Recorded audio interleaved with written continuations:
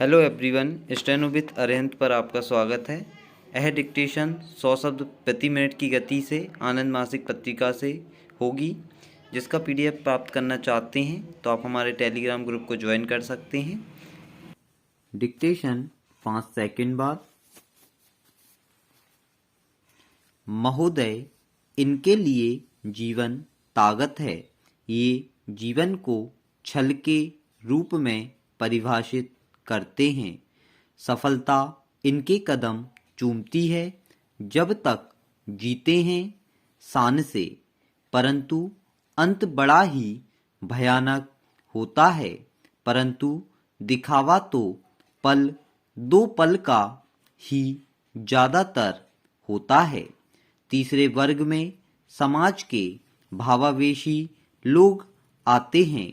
इनकी संख्या इन दोनों से कम परंतु बहुमत में ही होते हैं। प्रायः ये असफल प्रताड़ित होते हैं। इनका मस्तिष्क मन एकाग्रचित नहीं रहता। ये ईश्वरवादी तो होते हैं परंतु आध्यात्म इनके लिए अपनी कमजोरी पर आवरण का ही काम करती है। इनका जीवन इनके कर्म पर नहीं वरन भाग्य पर आधारित रहता है। ऐसे लोग सबसे ज़्यादा मेहनत व संघर्ष करते हैं। इनके लिए ये कहा जाए कि खेती ये करते हैं और काटता कोई और है तो गलत नहीं।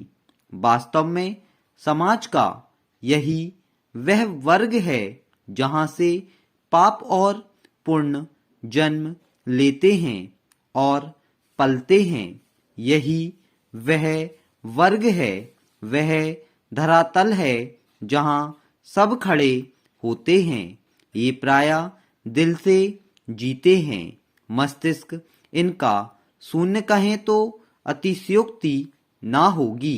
जैसे ईंट के भट्टे में खंजर टेटा खूब पका निकलते हैं जिन्हें नींव में डाला जाता है, यह तबका वही है। समाज का सबसे असफल वर्ग यही है जिन्हें सफलता या तो मिलती नहीं या मिलती है तो इनके पास नहीं रहती। इनका पूरा जीवन दुविधा में गुजर जाता है। ये ना स्वयं के लिए ही कारगर सिद्ध होते, न परिवार न समाज के लिए। बस इनका स्थान कुरुक्षेत्र के मैदान की तरह है जहाँ हर अस्त्रों का प्रयोग लोग अपने अपने तरीकों से करने को स्वतंत्र होते हैं। ये सफलता की रस्सी को सांप समझकर और सांप को जीव हत्या की दुविधा में पड़कर छोड़ देते हैं। पूरा जीवन पाप पुण्य भला बुरा उचित अनुचित कर्तव्यहीनता के बारे में सोचते बिता देते हैं। इनकी जिंदगी उत्तरदायित्व कर्तव्य घुटन बोझ आदि शब्दों में ही उलझी रहती है। समाज का यह वर्ग जिनके द्वारा किए गए प्रयास या भूल या कार्य से जहां समाज एवं परिवार के अन्य लोग व्यक्तिगत या सामूहिक रूप से लाभान्वित होते हैं, वे स्वयं में एक असफल व्यक्ति के रूप में जीते हैं। वास्तव में जीवन इनके लिए संघर्ष है, जहर है जो पीना है।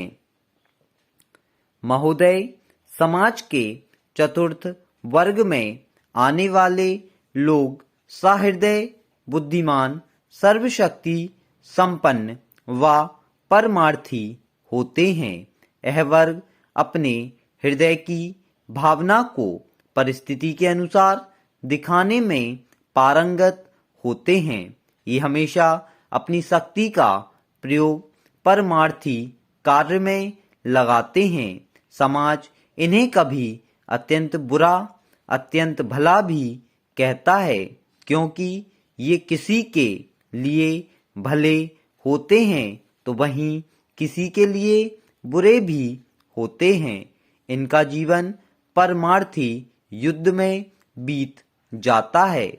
इस वर्ग में वास्तविक संत, साधु, दार्शनिक से लेकर हर वर्ग के लोग आते हैं, क्योंकि अच्छे बुरे हर वर्ग में एकाध परमार्थी प्रवृत्ति के अवश्य होते हैं। इनके लिए जीवन एक उपकार है, एक लक्ष्य है। ये बातें स्पष्ट करती हैं कि जीवन कोई एक परिभाषा में सिमटकर नहीं रहता। ये तमाम परिस्थिति, व्यक्ति, विचार, क्रियाकलापों के कारण परिभाषित होते हैं। जब प्रश्न उठता है जीवन के इस संघर्षपूर्ण सफर में सफल कौन है, तो आप पाएंगे अतीत से अब तक और आगे तक भी जिसने भी जिंदगी को दिल से जीने की कोशिश की वह हार गया। जिसने दिमाग से जिया वह जीत गया, मगर जीते हुए भी जीवन के आनंद से वंचित रहा। वास्तव में जीवन समझ से चलते हुए सफल होना ही है। कहीं दिल से आनंद लेना है तो दिमाग से कार्यक्रम बनाना व उस पर चलना। आज के परिवेश में शेर बनकर जीना, इंसानियत को बचाना ही इंसानियत है। आज मानव इतना भूखा हो गया है कि बस दूसरों के कार्य का अनुचित लाभ उठाकर अपने जीवन को पूर्ण सफल बनाने की कोशिश में लगा रहता है। मानव इतना उत्सुक हो गया है कि आज वह कुछ भी करने को तैयार है, चाहे इसमें दूसरों का कुछ भी परिणाम हो। इसकी कोई चिंता नहीं। आज की पीढ़ी यह समझती है कि वे जो करती है वही ठीक है। इसके परिणाम का कोई डर नहीं। उन्नति के साथ साथ मनुष्य का गर्व भी बढ़ता जा रहा है। पढ़े लिखे मनुष्य भी अपने स्वार्थवश अनुशासन का महत्व जानना नहीं चाहते। दंगा फसाद, भ्रष्टाचार, खून खराबा और कई तरह के अत्याचार अनुशासन की कमी की वजह से बढ़ रहे हैं। इससे भला किसको लाभ, यह बात कोई भी समझना नहीं चाहता। काश कि लोग गांधी जी और कई महान नेताओं के उपदेशों को समझते हुए उनके रास्ते पर चलते। महोदय गांधी संपूर्ण राष्ट्र जीवन के संगठन और पुनर्निर्माण को चाहते थे। एक ओर स्वराज्य प्राप्त करने और दूसरी ओर उसे ग्रहण करने, उसका सुचारू संचालन करने तथा उसे टिकाने की तैयारी करने का उनका लक्ष्य था। उनकी यह चिंता थी कि जब स्वराज्य आए तब हम उसके लिए अयोग्य या बेकार ना पाए जाएं। यह तो भौतिक दृष्टि हुई।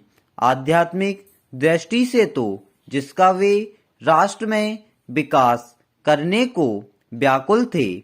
व्यक्तिगत बातचीत में आप कहा करते थे कि जिन भारतीयों में आत्मबल है वे अपने आप को स्वतंत्र मानकर व्यवहार करें।